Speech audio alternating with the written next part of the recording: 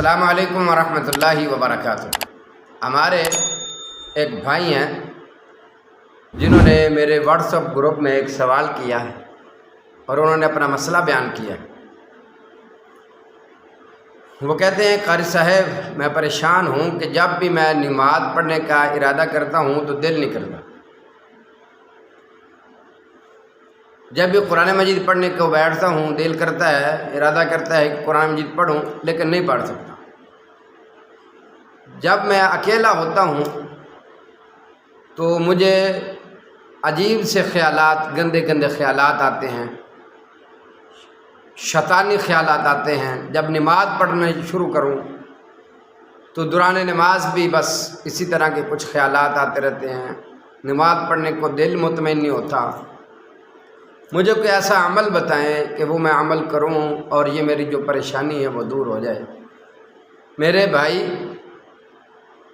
میں انشاءاللہ تعالی آپ کو ایک ایسا بہترین آسان وظیفہ عمل بتا رہا ہوں۔ آپ جب وہ یہ عمل کریں گے انشاءاللہ آپ کا دل بھی نماز کو بھی دل کرے گا پڑھنا، قرآن مجید بھی، اور شیطان سارا دن شیطان آپ پر حملہ نہیں کر سکے۔ یہ وہ کلمات ہیں جو رسول اللہ صلی اللہ علیہ وسلم نے بیان فرمائے۔ نبی پاک صلی اللہ علیہ وآلہ وسلم نے یہ کلمات پڑھنے کے 3 بڑے اہم فائدے بیان فرمائے۔ ان میں سے میں ایک بیان کروں گا انشاءاللہ، پھر موقع ملا تو 2 پھر بیان کروں اگلی ویڈیو میں، یا پھر بھی جب ان کلمات پر بات ہوگی۔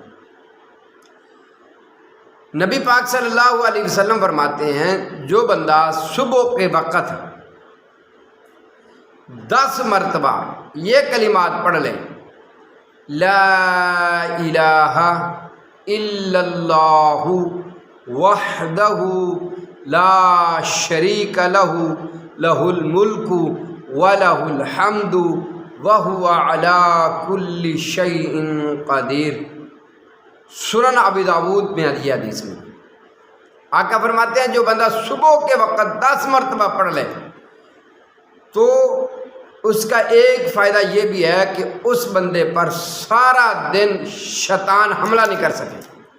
وہ بندہ شیطانی وسوسوں سے، شیطانی حملوں سے اور انشاءاللہ تعالی وہ محفوظ رہے گا۔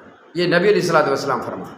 اور جو بندہ یہی کلمات شام کو 10 مرتبہ پڑھ لے تو وہ آدمی رات کو، وہ اکیلا ہو، وہ گھر میں ہو، وہ کہیں پر بھی ہو، اس پر شیطان حملہ نہیں کر سکے۔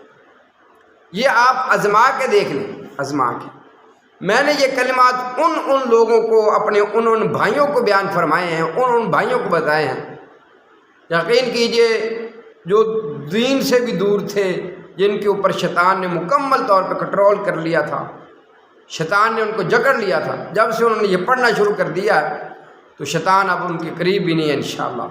تو یہ کلمات آپ صبح کے وقت 10 مرتبہ، شام کے وقت 10 مرتبہ یہ کلمات پڑھیں، پھر سن لیں، لا الہ الا اللہ وحدہ لا شریک لہ لہ الملک وَلَهُ الْحَمْدُ وَهُوَ عَلَىٰ كُلِّ شَيْءٍ قَدِيرٌ۔